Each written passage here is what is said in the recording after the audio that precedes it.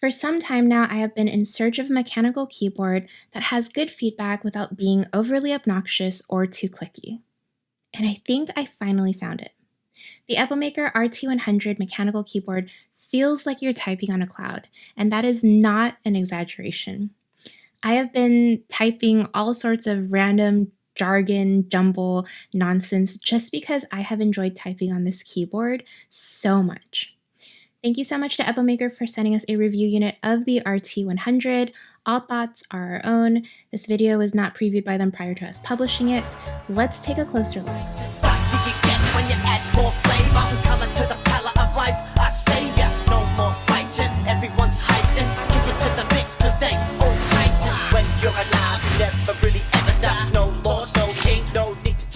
For those who study up on keyboards or research this universe of the technology consumer product world frequently, you've probably already heard of Epomaker. They design quite a variety of keyboards and accessories, all with very different looks and feels. On initial impression, the RT100 looks like a stereotypical mechanical keyboard. This version features an off-white retro finish with 97 keys and a vibrant backlit RGB view. In the top right, you can turn on or off the keyboard and switch easily between Mac and Windows. But then you look a little closer, and that's where the keyboard really begins to shine. The touch and feel of the RT100 feels high quality from the get-go. The keyboard features hot swappable keys and can be connected via Bluetooth, 2.4 Hz USB-A receiver, or Type-C wired connection. Connected to the keyboard in the top right corner is a customizable knob.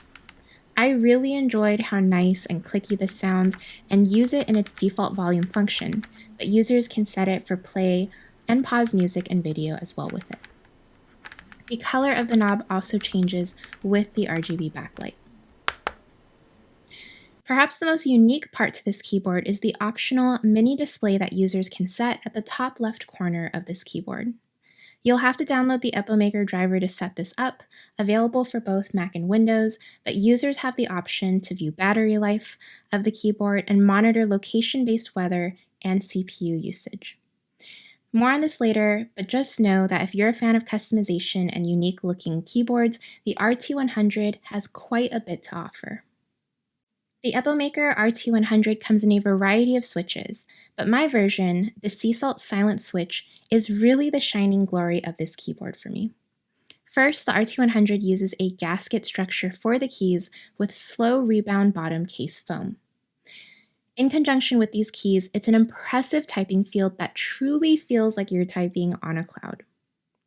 I've never typed on a keyboard that has felt so smooth or so soft.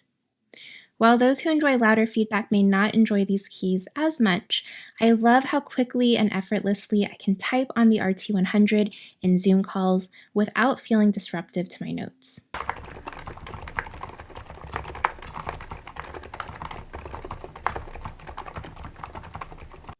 With 97 keys, the RT100 is slightly smaller than a full-sized keyboard, but this layout has been very comfortable for my carpal tunnel and wrist issues. The size of the PBT-made keycaps and spacing are also not cramped, but close enough to make it easy to navigate across the board effortlessly. As a keyboard, the RT100 does exactly what it should. While I mentioned the unique capability of the included mini display earlier, it's also important to note that my experience with it and what it can hopefully do better in the future.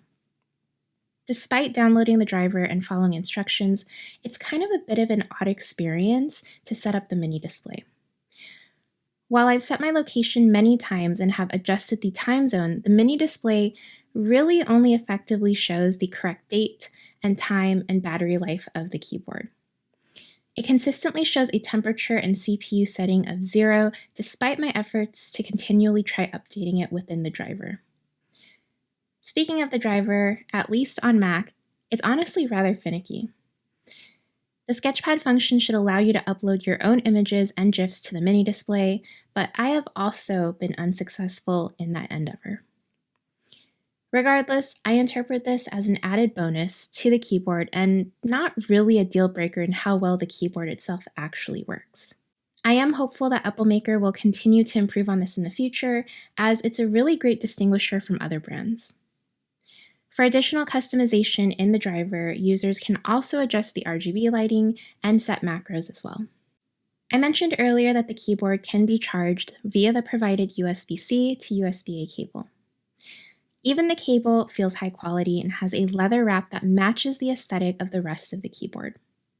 Since I've been using the mini display as well on the RT100, I've noticed that with regular usage of this keyboard, which is about 8 to 10 plus hours per day for me, I have to charge this keyboard approximately every 5 to 6 days. And that's with turning the keyboard switch off when I'm not using it as well. While this is a fair amount of use throughout the week, I've definitely had experience with longer lasting battery life with similar devices, so this is something that can be better. Overall, I am a big fan of the Epomaker RT100. It's really evident how much thought Epomaker put not only into the design of the keyboard, but in how well it's crafted and just how easy it is to use. For a price range of about $106, the Epomaker RT100 is on par with some of its gaming brand counterparts.